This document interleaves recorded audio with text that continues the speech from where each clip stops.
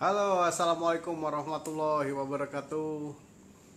Halo teman-teman semua, thank you banget udah join di Foodies IG Live hari ini. Ini bakal seru banget nih, kita undang apa namanya eh foundernya Tuku Kopi ya, gitu.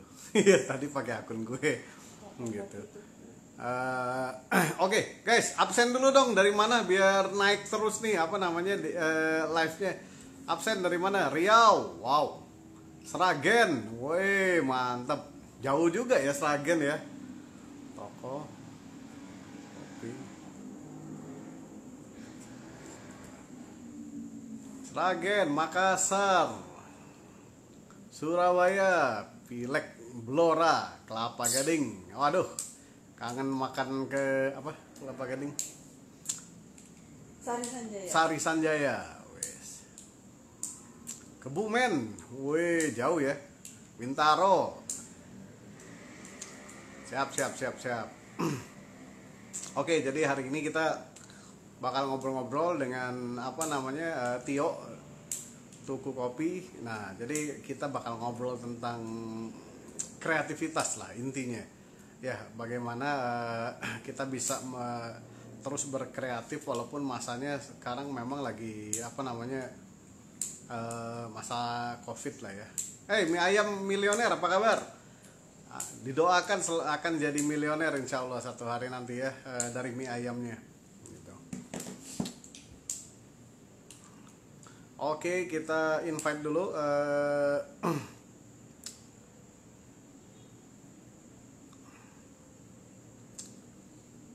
Belum ada kayaknya.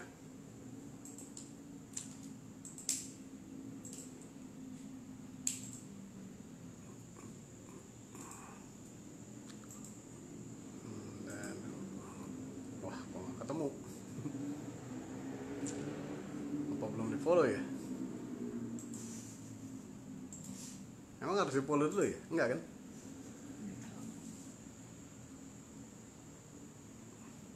Gue masih nunggu Anda Tio-nya gabung.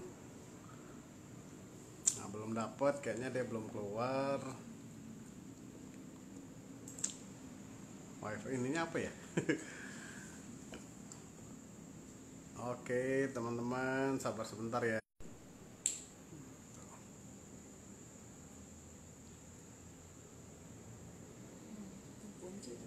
Oke, Mas Tio, udah hadir nih di sini.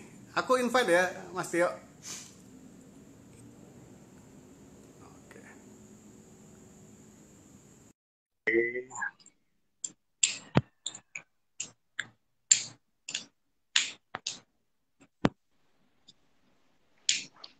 Halo Mas, Assalamualaikum. Halo, Waalaikumsalam. Halo, halo, Final. halo. Thank you banget nih, udah mau meluangkan waktunya untuk sharing bareng teman-teman Budis. Iya dong, seru nih. Ayo, kita bisa Oke. ngobrol-ngobrol nih. Ya, jadi teman-teman kita mulai aja ya. Sayang waktunya. Apa namanya 1 jam ke depan nih Instagram sekarang 1 jam di cut begitu aja digalak emang. Perasaan sih sebelum COVID dia los-los aja ya, nggak 1 jam. Nggak tahu kenapa tiba-tiba sekarang udah 1 jam di cut off gitu soalnya Instagramnya gitu. Oh gitu, ada gitu nih sekarang ya.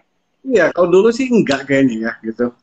Oke, Mas Tio, Hmm. mungkin walaupun sebenarnya nggak perlu dikenalkan karena sudah terkenal, tapi bolehlah beberapa kata untuk memperkenalkan diri, Mas. Apa aja mungkin bisnisnya, kemudian ya apa aja deh dikenalin. Udah kenal sih soalnya. Oke, oke. Assalamualaikum warahmatullahi wabarakatuh. Selamat malam semuanya. Semoga suara saya cukup jelas di handphone teman-teman. Kenalin, saya Andanu Prasetyo. Saya biasa dipanggil Tio. Saya biasanya dalam hari ini diundang sama Mas Rex dalam kapasitas founder Kopi Tuku rasanya. Tapi kalau saya bisa sharing, saya sudah di industri kopi sudah 10 tahun, kira-kira 2008. Oke. Eh, salah satu bisnis pertama saya itu Toots House Cafe di 2010. Oke. Kemudian saya pernah bangun juga Coffee on Wheels. Mungkin sebelumnya saya lengkap. Pertama kali saya masuk kopi itu karena saya pernah bangun sama teman-teman di kampus namanya Komodo Coffee. Habis itu saya Oh, bikin sendiri yang Toots House Cafe. Dia itu coffee and comfort food. Dia oke. kafe yang sifatnya homey gitu di daerah Cipeteraya sama Karangtengah. Kemudian saya bikin Coffee on Wheels tadi sama partner saya waktu itu Mas Raymond dari kopikilling.com. Cuma kita pending dulu. Akhirnya di 2015 saya nemu sebuah lokasi kecil di depan Toots House. Uh, Hmm. apa nih tempat kecil kayaknya bisa kali ya dibikin jadi usaha tambahan buat diversifikasi nih bagi-bagi resiko. Ya sudah, akhirnya kita sewa dan akhirnya pas dipikirin bikin konsep apa, akhirnya bikin konsep kopi gitu. Karena saya saat bikin tuku tuh sudah 7 tahun jadinya di industri kopi dan rasanya pingin memberikan kontribusi lebih. Dan saat itu isunya yang pengen diangkat adalah bagaimana kita ningkatin konsumsi kopi di Indonesia. So, saya cuma pengen berkontribusi gimana cara semakin banyak orang jadi minum kopi, saya menjembatani mereka semua. Makanya dari situ saya mencoba dari toko kecil yang di Cipete ini, saya mencoba memahami orang-orang sekitar yang Cipete gimana ya biar orang Cipete ini lebih banyak ngopi, lebih sering ngopi setiap hari, yang semoga dampaknya makin terasa ke petani-petani gitu. Ya sudah, akhirnya saya bikin toko kopi tuku. So far sampai sekarang saya ada di 12 cabang. Mungkin kalau teman-teman saya yang brand-brand yang similar dengan saya mungkin sudah ratusan cabang. Saya masih bergerak di 12 cabang.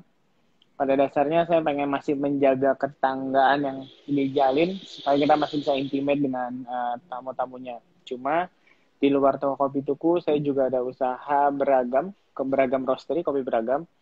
Di situ saya B2B kopi untuk supporting ke industri kopi dalam hal backend-nya. Saya support beans, training dan coffee consulting. Jadi mungkin ada beberapa mungkin dibilangnya kompetitor tuku pun yang di supply sama kopi beragam. Oke. Selain dari itu, terakhir saya bisnisnya juga saya punya Foods by Toots untuk carbonara rice dan terakhir makanan Jepang onigiri futago dan muara sakana. Oke. Gitu. Banyak juga ya ternyata Mas Tio ya. Nggak bisa dipungkiri karena salah satu inspirasinya juga dari Mas Rex ya dengan berbagai brand yang berhasilnya di Bandung kan. Oke, Bisa. kita bisa gimana ngelakuin kayak gitu.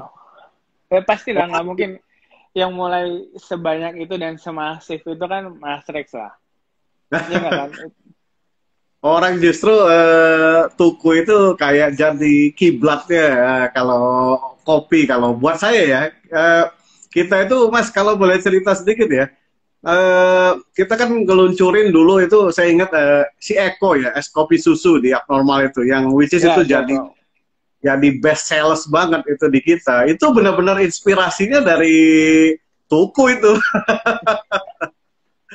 Jadi itu want to say big thanks loh. Itu one off lah. Maksudnya saya kagum banget apa namanya perkembangan es kopi itu sejak kayaknya tuku mungkin ya yang mengendorse itu menjadi kayaknya national wide ya kalau kalau saya nggak salah ya model begitu. Nah, Mas, tapi sebelum masuk ke situ tuh saya pengen nanya-nanya soal branding sebenarnya.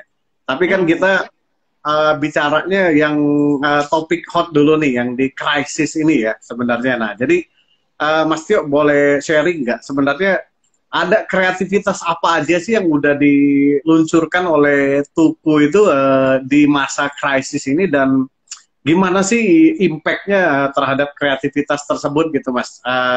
Seperti Tukucur misalnya dan lain-lain seperti itu. Enggak Mas? Oke, thank you Mas Rex. Kalau kalau buat ini spesifik buat di pandemi sekarang ya. Yes, yes. Gitu. Sebenarnya memang ada beberapa hal mungkin yang teman-teman atau tetangga tuku tahu paling kebanyakan itu tukucur yang paling memberikan dampak baik dan memberikan dampak positif. Saya juga berterima kasih bersyukur saya punya tim yang sangat solid, punya tim yang sangat responsif dan agile sehingga kita semua masih bisa menghadapi pandemi ini bareng-bareng. Nah, tapi apa aja sih yang kita lakuin?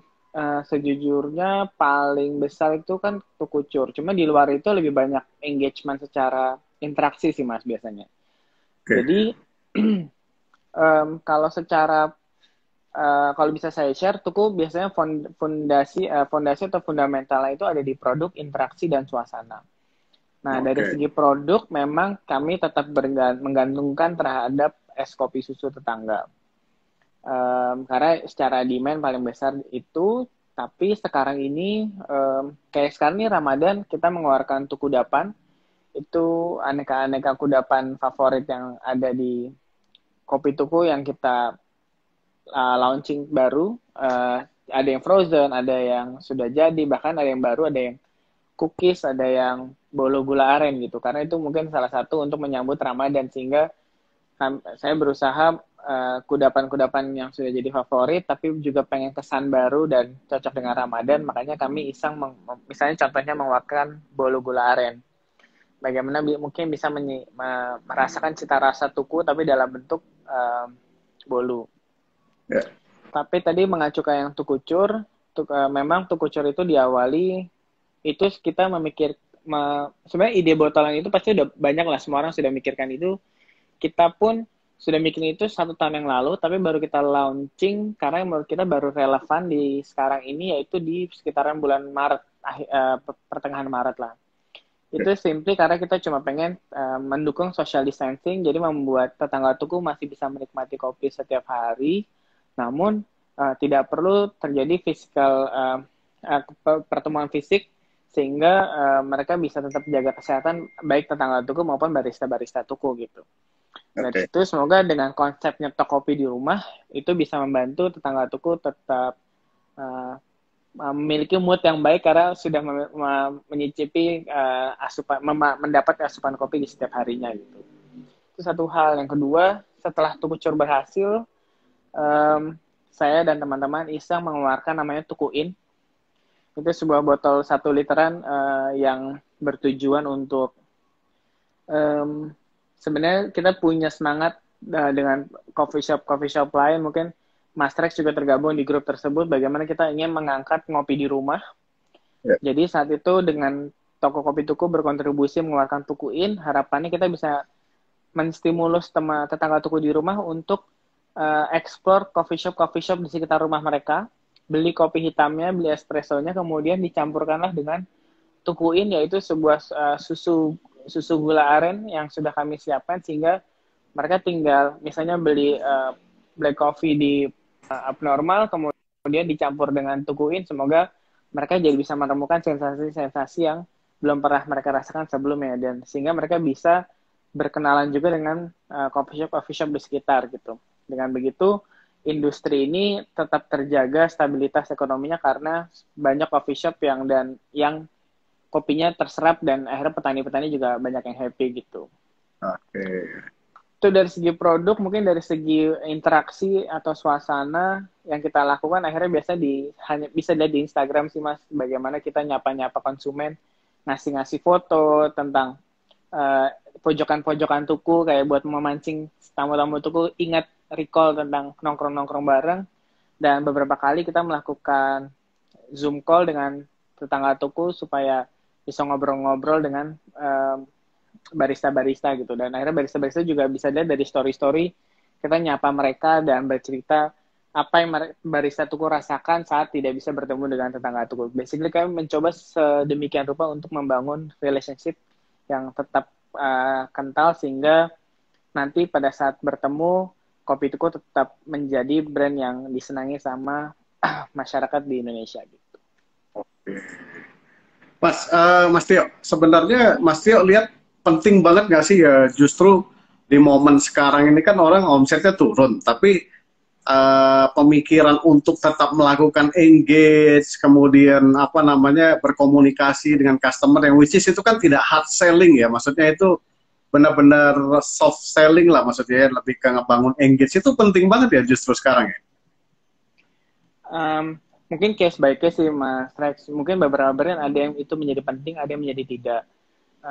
Sejujurnya juga toko kopi tuku saat ini dalam keadaan sudah secara bisnis mungkin kita sudah selesai berbicara bisnisnya saat kita mengeluarkan tukucur dan penjualan-penjualan takeaway yang ada di toko. Tapi yang kami paham, kami toko kopi tuku bisa 5 tahun sampai sekarang, dan bisa dibilang kami pun bisa bertahan di pandemi ini karena kekerabatan, karena loyalitas yang ada dari para tetangga tuku gitu. Kami mudah mengeluarkan tukucur karena kami dapat info dari tetangga tuku, bisa by chat group, bisa by personal, bisa by sosial media. Mereka pengen apa, dan begitu kita keluarkan, mereka sendiri membantu kami untuk memarketingkan produk-produk tersebut. Sehingga saat sekarang, alhamdulillah, progresnya membaik, rasanya kami sadar bahwa kami tetap harus memaintain interaksi tersebut gitu Mas. Dan kalau dibilang itu penting atau tidak, buat kami Kopi Tuku itu penting sekali karena kami dari awal sekali berdiri karena kehadiran tetangga tuku. Bahkan kalau saya bisa share, nama perseroan kami aja PT Karya Tetangga Tuku gitu. Supaya kami ingat betul bahwa apa yang kami lakukan, kami hanya mengemas sebuah kelokalan, sebuah sumber kopi yang ada di Indonesia, cuma the way kami mengemasnya, itu berdasarkan hasil diskusi, hasil interaksi yang kami lakukan bersama tetangga tuku atau orang-orang di sekitar saya pada saat itu gitu. Wah, keren, keren, keren. So guys, ini insight banget ya. Jadi memang gue juga setuju banget dengan Mas Tio bahwa komunikasi brand, engage brand, kemudian relation dengan customer itu tetap jauh penting banget ya di masa-masa kayak sekarang. Jadi nanti customer itu kalau udah balik normal dia tetap apa namanya berpikir tentang brand kita tentunya ya.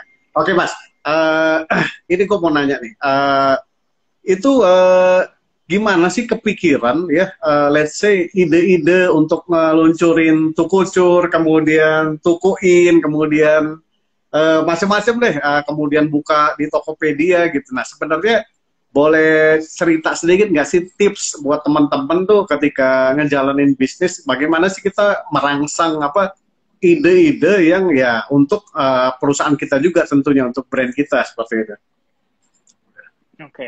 Oke, Mas Rex. Tadi paling sebelum ngomong nyambung yang sebelumnya ini, karena juga ngomongin tetangga, ini banyak nih tetangga-tetangga tuh yang lama-lama nih, ada Mas Budi, ada Mbak Edia. Ini orang-orang yang mereka hampir tiap hari. Ada ini Mbak Edia datangnya pagi, Mas Budi datangnya malam gitu-gitu. Tapi nyambung ke pertanyaan Mas Rex tentang idenya dari mana, saya pun nggak ngerti ya Mas ide dari mana. Tapi yang saya percaya semua orang pasti punya kreativitas masing-masing kan. Nah hanya saja kreativitas itu untuk muncul butuh distimulus, butuh sebuah motivasi yang membuat kita bisa merajut, akhirnya mengambil benang merah kenapa kami perlu melakukan itu untuk sebuah masalah yang terjadi di konsumennya tuku gitu, dalam hal ini tetangga tuku gitu. Nah, sekarang kan misalnya dibilang tuku makanya kami even dari es kopi susu Mas, dibilang es kopi susu tuh inovasinya tuku ya, sehingga sekarang es kopi susu jadi di mana-mana. Kami nggak merasakan itu inovasi, itu hanya jawaban bersama yang kami temukan dengan tetangga tuku kami di Cepete. Even sekarang dengan tukucur sekalipun, itu pun juga jawaban yang kami temukan saat kami ngobrol juga gitu.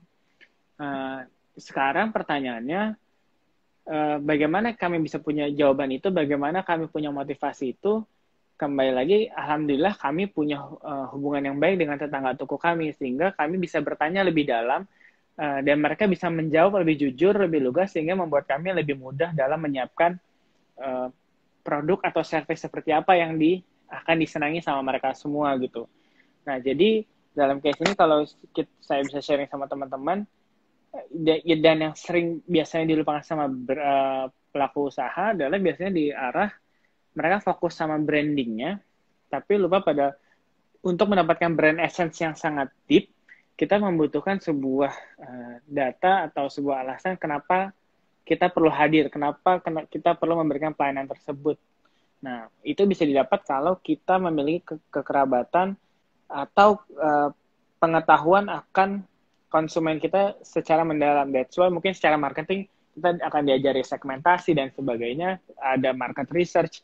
Tapi terkadang banyak hal yang tidak perlu seribet itu, kita hanya perlu bertanya dan mendengar lebih banyak. Instead of meyakini bahwa konsep yang kita pilih itu pasti keren, dan apa yang kita pengen jalani itu pasti laku lah gitu. Sebenarnya kita hanya perlu mendengar lebih banyak aja sih, Mas. Oke, ini gue udah nyatat hampir 3 lembar, baru sebentar kita ngobrol. Nah guys, pertanyaan menarik banget nih, yang diobrolin Mas Tio tadi. Nah, lo semua ya pebisnis kuliner, udah belum lo berinteraksi dan bertanya dengan konsumen lo? Dan kemudian lo meng-create sesuatu sesuai kebutuhannya ya. Jadi gue suka banget nih kalimatnya, gue bahkan gedein nih, temukan jawabannya bersama tetangga. Nah, istilah kalau tuku ya. Kalau kita mungkin temukan jawabannya bersama ya customer kita sebetulnya ya. Dibangun interaksi gitu. Itu konsep yang keren banget sih. Nah, Mas Tio, gue agak balik lagi dikit, Mas. Kan channel pemasaran ini banyak ya. Ada namanya Grab, GoFood, kemudian bisa juga delivery sendiri, kemudian orang dine-in juga tetap mungkin, tapi to go. Kemudian juga menariknya mulai ada e-commerce, mulai ada reseller gitu. Nah, sejauh ini kalau boleh sedikit sharing ya, channel media mana sih yang punya kontribusi besar terhadap salesnya Tuku saat ini gitu? Waduh, aku harus buka contekan nih lama-lama untuk jawab itu. Saya nggak terlalu banyak tahu tentang data keuangannya, tapi kan sebelum pandemi, posisi online dan offline-nya itu 70% offline, 30% online sebelum pandemi. Namun kalau saya tidak salah dengerin di meeting laporan teman-teman, kalau tidak salah tuh meningkat menjadi 60%, jadi online-nya 60%, offline-nya 40%. Oke. Channel lewat mana? Saya rasa sekarang yang cukup berimbang antara online delivery dengan e-commerce. Oke, interesting ya. Cuma kemarin yang cukup signifikan kenaikan tersebut dipengaruhi karena si e-commerce tersebut sih. Oke, sampai itu kan waiting list ya, harus cepat-cepat ya kalau beli di apa namanya Tokped ya. Iya, sempat gitu sih Mas. Dan itu ya kami tidak expect hal tersebut, tapi yang bisa jadi pelajaran itulah efek yang terjadi, disruption yang terjadi saat kita berada dalam dunia digital gitu. Kita bisa bilang bahwa digital adalah hal yang sangat membantu kita semua. Digital pasti membantu kita marketingin. Pertanyaannya, sesiap apa kita menghadapi atau merespon segala efek yang kita butuhkan secara operasional gitu kan. Karena itu buat kami juga bisa dibilang headache sekali gitu. Kayak kami pusing gimana ya, kami harus terus meningkatkan kapasitas produksi kami dalam waktu yang satu hari nambah satu hari. Dan tapi kami juga dituntut kopinya nggak boleh berubah rasanya, dan ya dengan segala keseruan permintaan konsumen lah gitu. Tapi yang jelas sekali lagi makanya saya bilang di awal, saya bersyukur bahwa saya di support sama teman-teman di Tuku, barista-barista Tuku yang tetap berusaha positif dan yakin kalau kita bersama-sama kita bisa menghadapi pandemi ini gitu. Oke. Nah, Mas Tio, ke depannya nih kita bicara sedikit ke depannya ya. Ada apa namanya? Ada apa istilahnya kepercayaan diri atau ada optimisme nggak sebenarnya nanti industri ini akan balik lagi normal istilahnya? Atau memang ini akan terbentuk model channelnya yang seperti sekarang, orang akan mulai terbiasa beli lewat e-commerce, kemudian apa namanya mungkin lewat delivery, atau ada keyakinan Mas Tio bahwa ini nanti dine-in-nya akan kembali lagi nih? Gitu. Kalau dibilang optimis, Mas, saya sudah mungkin bisa bilang sudah lewat masa optimis untuk bisa kembali yang dulu, karena justru kalau saya dan teman-teman lagi penasaran, lagi seru-serunya membayangkan abis ini jadi kita harus ngapain. Ini I kita see. ini anggap aja kita punya handphonenya harus di reset ulang gitu. Meskipun kita sedih kayak aduh yang dulu banyak foto-foto yang bagus, banyak kenangan yang baik, tapi akhirnya kita juga menikmati oke, kita bikin settingan baru di handphone kita bikin hal yang baru lah gitu kan. Nah, sekarang itulah yang terjadi di toko kopi itu. Kita sama teman-teman lagi bahas lagi berusaha sebelum membahas berusaha memahami justru. Coba deh cek tetangga kalian, coba deh keluarga kalian. Sebenarnya pola hidup yang baru itu akan seperti apa sih? Dan kita bisa solve masalah apa di kehidupan mereka. Nanti kalau dibilang optimis atau tidak, kami bukannya optimis, tapi kami akan berusaha mengejar supaya hal yang dulu itu, yang menyenangkan orang nongkrong bareng, bersilaturahmi itu, akan kembali lagi. Pasti orang membayangkan new norm ini orang akan sangat digital dan jadi punya ketakutan dan menjadi ada physical distancing lah. Tapi kami juga lagi memikirkan gimana ya kita, kami percaya bahwa manusia tetap mau dimanusiakan. So kami percaya bahwa hubungan interaksi itu tidak akan bisa hilang gitu. Even mau dengan secanggih apapun digital, dengan ada augmented reality sekalipun, pertemuan orang itu tidak akan bisa mengalahkan pertukaran perasaan satu sama lain. So kami hanya sekarang akan berusaha mendengar dan memahami supaya kami tahu apa yang harus kami lakukan, service scape apa yang harus kami bentuk di toko kopi Tuku yang baru di New North nanti. Oke, menarik ya. Jadi memang masih agak sedikit meraba-raba ya ke depannya. Ini modelnya akan seperti apa gitu ya. Pasti nggak sih, Mas? Nggak akan ada yang tahu soalnya kan ya. Oke, Mas Tio, balik lagi nih. Apa namanya?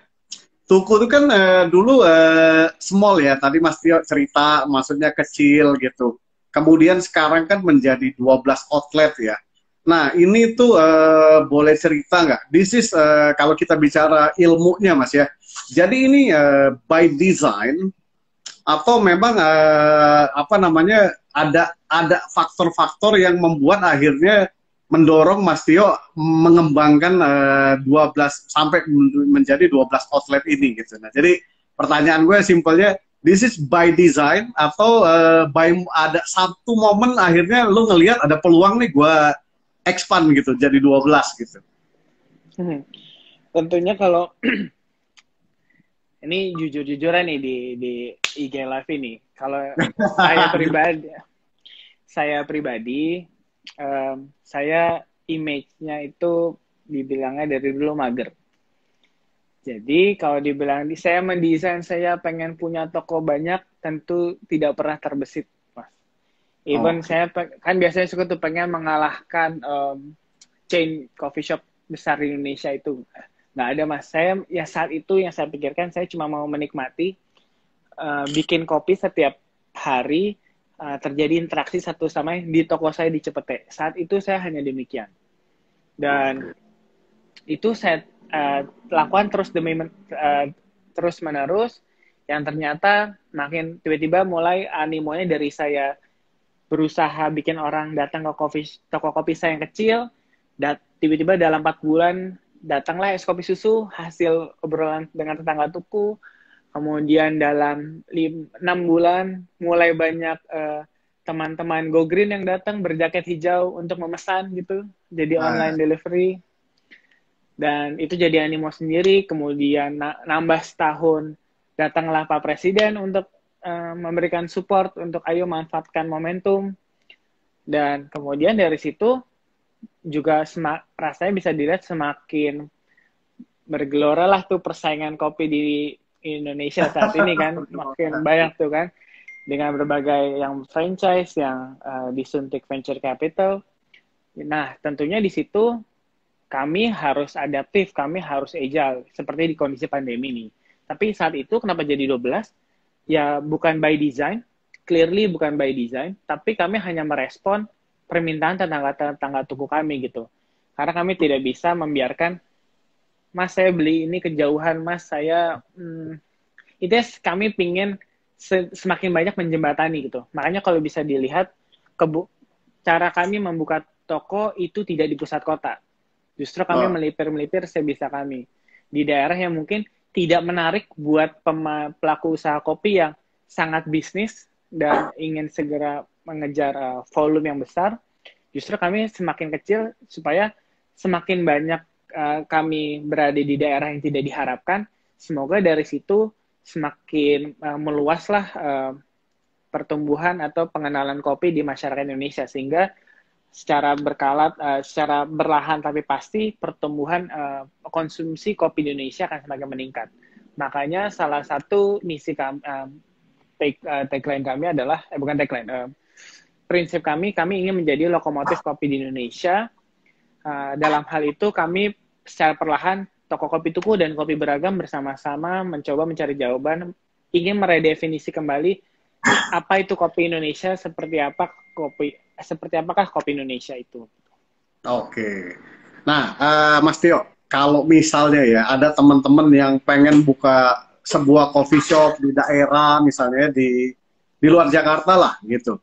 Ada tips nggak bagaimana dia bisa ngebangun brandnya seperti brandnya tuku gitu, sehingga nanti di daerahnya tersebut toko coffee shopnya itu menjadi, maksudnya pilihan dari konsumen lokalnya gitu, tapi passionnya juga dapet, konsepnya juga kena, seperti itu. Ada tips-tips nggak untuk teman-teman yang lagi pengen ngebangun coffee shop nih, atau yang sudah ngebangun juga tapi belum menemukan bentuknya seperti itu? Kalau saya melihatnya, saya tidak tahu betul apa teorinya harus dilakukan, tapi dari pengalaman ngobrol-ngobrol dengan teman-teman yang ada, pertama jangan aim viral terlebih dahulu, karena itu biasanya karena dengan konteks sosial media, apalagi di daerah, biasanya lebih pengen coffee shopnya atau usahanya lebih cepat terkenal.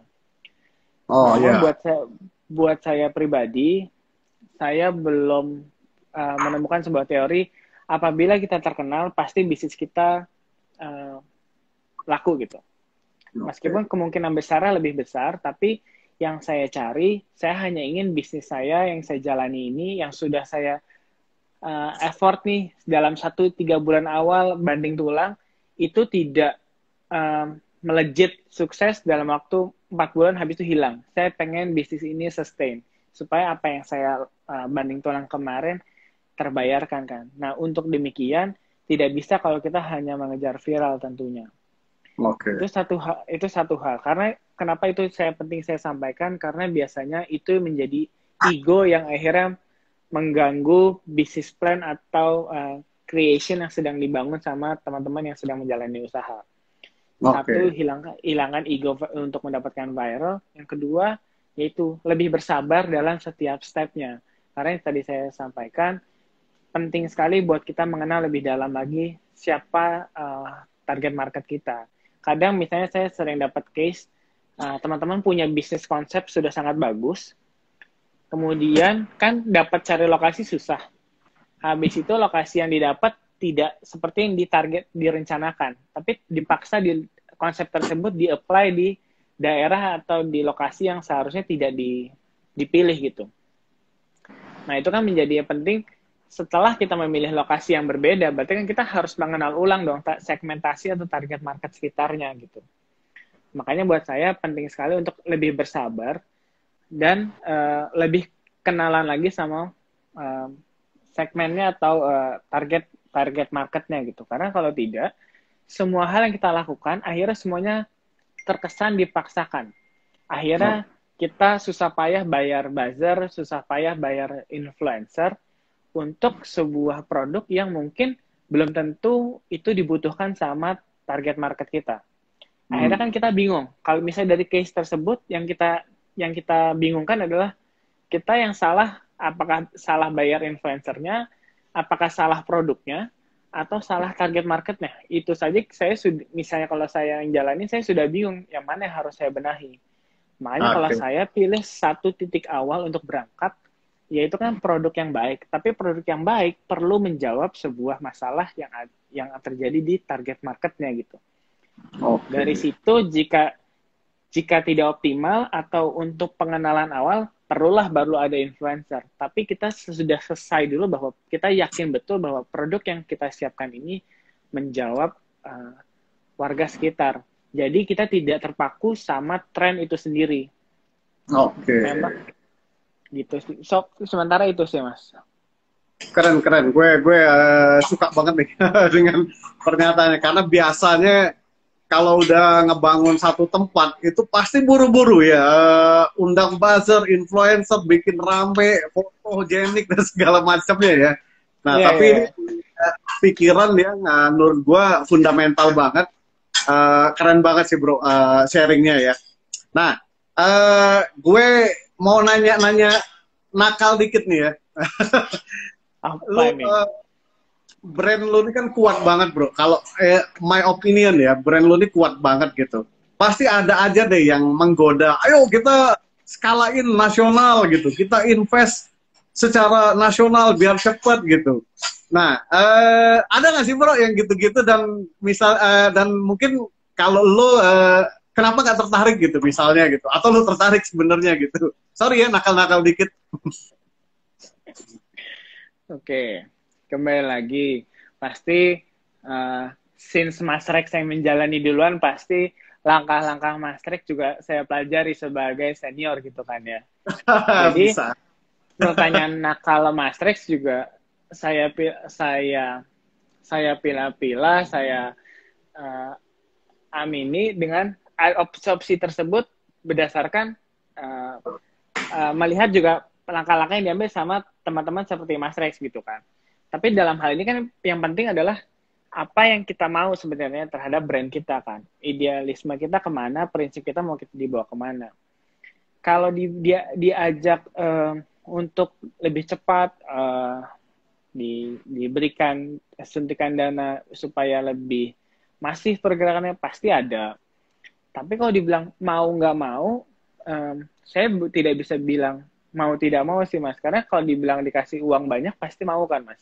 Tapi pertanyaannya, bagaimana saya bisa buka banyak, bagaimana saya bisa buka dengan cepat, tapi saya harus menjaga konsistensi produk, harus menjaga interaksi saya dengan tetangga tuku yang lain gitu. Yang sekarang saja, kalau saya bisa nanya ke tetangga tuku yang nonton sekarang ini, misalnya tadi ada media, ada Mas Budi gitu. Kalau saya bisa nanya mereka dan mereka bisa jawab, pasti mereka bilang tuh yang dulu. Meskipun itu hal yang sangat inevitable lah di kondisi bisnis gitu. Pasti yang namanya membesar sulit menjaga itu semua. Tapi itu yang lagi kita cari formula yang bagaimana kami tidak bisa berkembang, tapi kami bisa tetap sustain, tapi kami bisa tetap intimate dengan tetangga tuku, kami bisa menjaga kelokalannya, yang akhirnya kami berkembang karena memang kami butuh dan kami menikmati pertumbuhan tersebut, bukan karena dibakar atau diusahakan, ayo yang penting besar segera, karena kami mencoba membuat tuku ini build for last, bukan build for sell gitu sementara Mas. Jadi ya, yang kami aim adalah bagaimana kami bisa terus bergerak dan berkontribusi terhadap pertumbuhan industri kopi Indonesia. Jika kami diminta untuk bergerak lebih cepat lagi dengan suntikan dana yang besar, kami khawatir kami tidak bisa fokus sama hal tersebut. Kami tidak bisa menikmati lagi pertumbuhan yang terjadi. Gitu sih, Mas. Jadi ya, sementara ini kami tentu ingin terus berkembang dan semakin luas lagi. Itu pun topik yang selalu kami bahas dengan teman-teman manajemen di Kopi Tuku. Pertanyaannya, dengan cara seperti apakah harus secepat apakah kami bergerak gitu. Tapi yang jelas, kami tetap berusaha menjadi yang lebih baik dan lebih baik lagi di setiap harinya gitu. Oke, keren bro. Oke. Bro, gue agak loncat lagi sedikit. Kalau lo lihat ya, industri kopi ini masih akan growth, dan seberapa besar sih growth-nya? Kalau mungkin kan lo udah punya sedikit bayangan atau datanya di mana industri ini mungkin seperti apa sih ke depannya seperti itu? Growth pasti Mas, bahkan memang kalau dilihat dari, kok es kopi susu gini-gini aja ya, bosen ya. Memang kalau dilihat dari es kopi susunya. Tapi kalau dibilang, em, kalau teman-teman pelaku industri kopi pasti akan paham, dulu kayaknya jualan kopi, saya pernah mengalami mas, jualan kopi 100 cup sehari itu kayaknya hanya pemain besar yang bisa melakukan itu. Oke. Nah sekarang toko kopi kecil yang buka di eh, RT mana gitu juga rasanya bisa sekarang jualan 100 cup sehari gitu. So I see. dari situ aja petani saya aja bilang bahwa kok bisa presiden datang ke toko kopi kecil, kok bisa ada toko kopi kecil tapi mendistrap kopi kami sebanyak ini gitu. Berarti ternyata masih ada ya potensi industri ini untuk berkembang. Petani saya aja yang di Garut bilang demikian. Nah, semoga itu pun yang dirasakan sama semua pelaku yang mau bergerak di industri kopi. Ini baru mau mulai. Jadi kita bahkan tidak tahu ini akan ke arah mana gitu. Ini Oke. baru naik hanya karena es kopi susunya. Masih banyak aspek-aspek di industri kopi di dalam coffee shop khususnya yang bisa kita eksplor. Makanya tadi saya bilang di awal bagaimana Tuku dan Kopi Beragam ingin meredefinisi kembali apa itu kopi Indonesia. Dari situ kita akan membahas toko kopi itu interiornya yang Indonesia banget gimana. Fashion baristanya bagaimana. Makanan kudapan yang paling cocok itu yang seperti apa.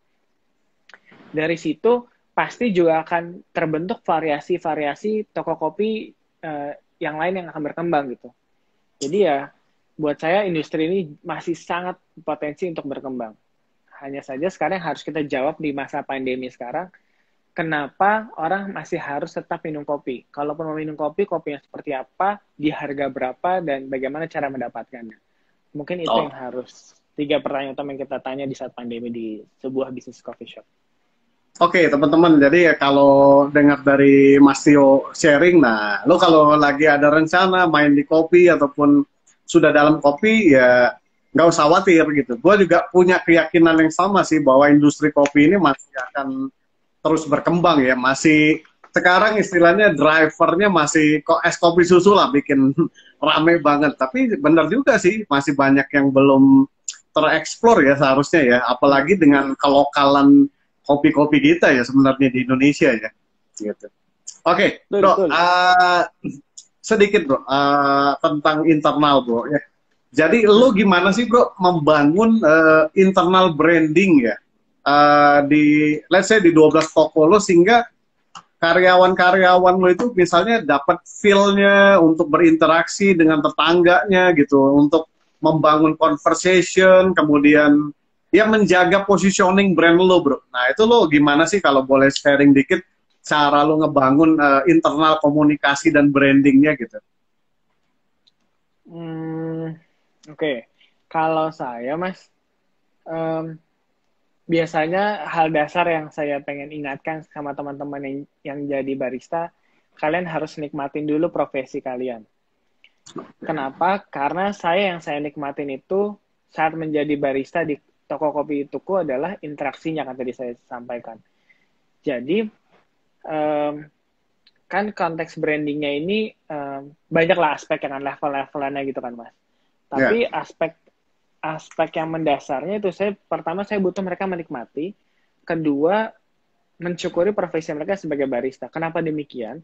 Buat saya tidak ada uh, standar barista di Indonesia sekarang belum ada. Nah sekarang standar yang terminimal yang saya pengen set dengan teman-teman di barista di toko kopi itu adalah menjadi manusia yang baik dulu, yaitu supaya jadi barista yang baik. Saya cuma oke. butuh barista yang ramah kok. Dan itu yang jadi saya usahakan. Nanti dari situ mereka akan bertanya, kenapa demikian?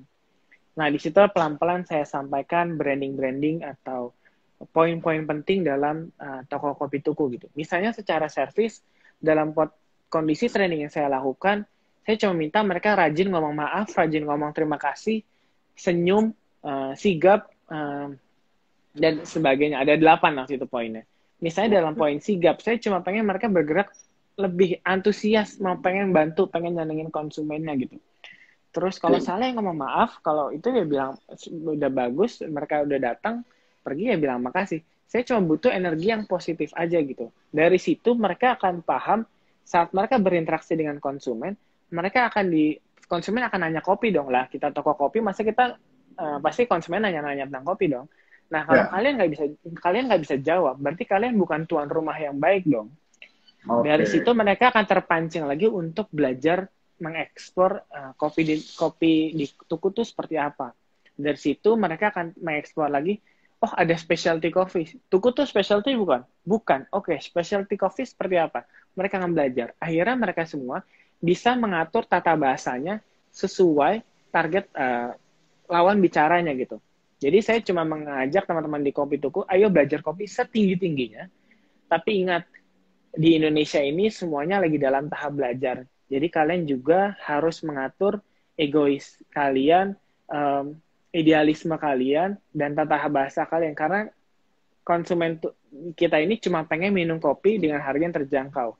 Jadi jangan kita menghardik dan jangan kita jadi snob lah biasa bahasanya. Nah dari situlah menurut saya training kecil yang saya lakukan supaya secara internal brand saya tetap dipahami sama mereka semua, sehingga mereka akan paham kenapa mereka menjadi barista di toko kopi itu, apa bedanya mereka dengan barista-barista yang lain gitu. Oke, wah ini waktunya nggak kerasa udah mau habis ya bro. Jadi ini priceless banget nih buat gue pribadi bisa ngobrol sama idola gue dan buat teman-temanku uh, bisa dengerin langsung nih Mas Tio discuss bro.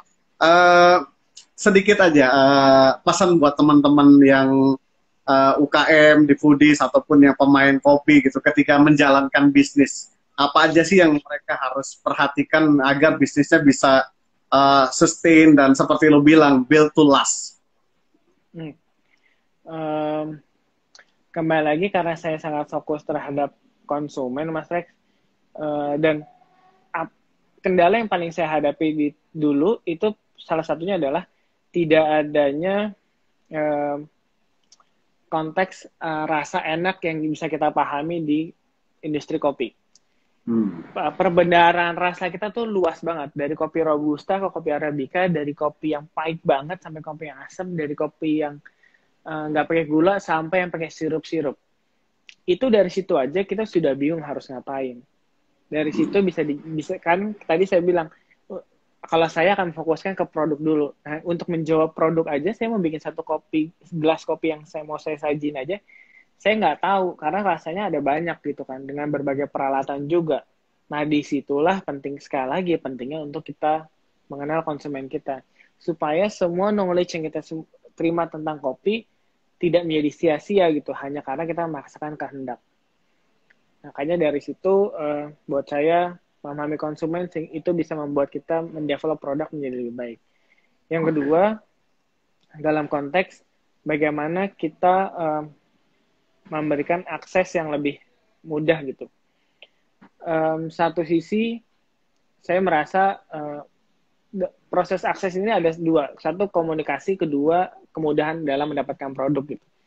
Jadi buat saya untuk bikin toko kopi itu target marketnya ya sekitar kita gitu. Karena behavior ngopi ya kalau nggak dekat rumah, dekat perkantoran gitu.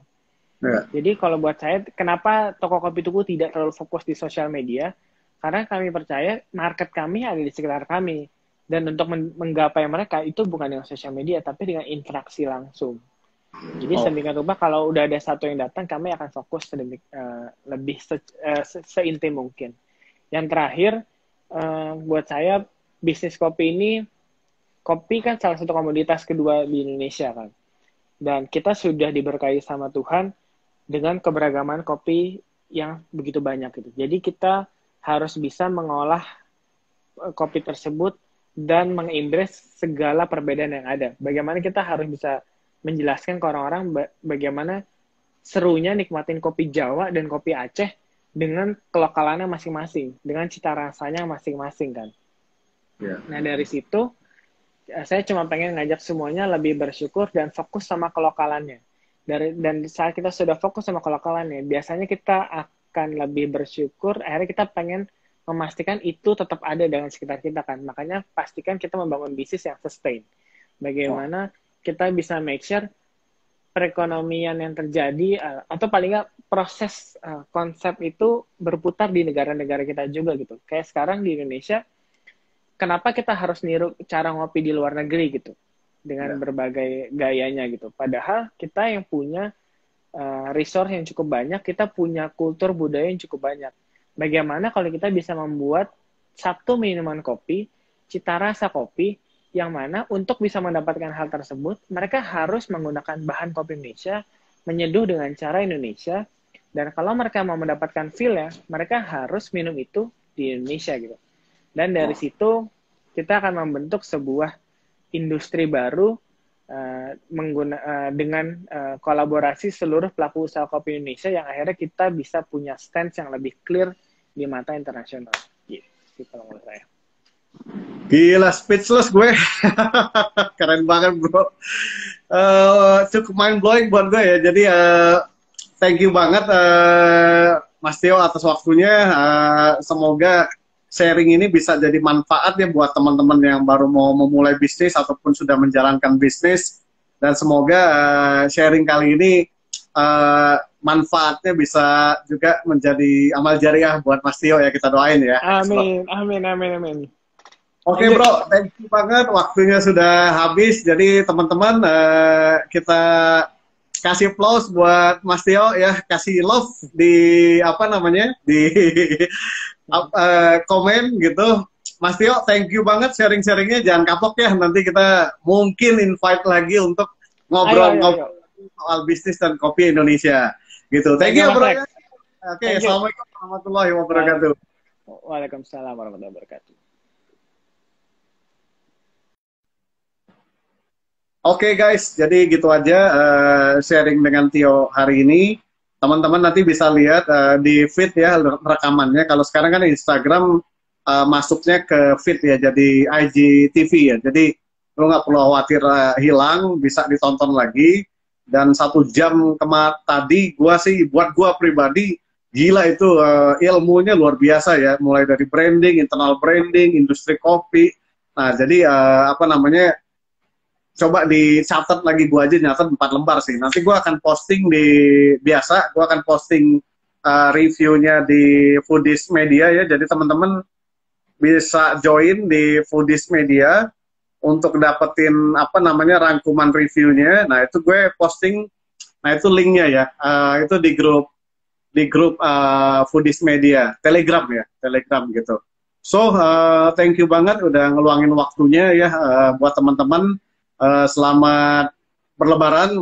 Ini IG terakhir kita minggu ini, tapi minggu depan Foodies akan buat IG lagi dengan teman-teman pembicara yang baru. So stay tune teman-teman semua, semoga bermanfaat. Jadi gua tutup, salam kuliner Indonesia dan semoga kita makin sukses dan bisa menjadi tuan rumah di negeri sendiri. Salam Foodies.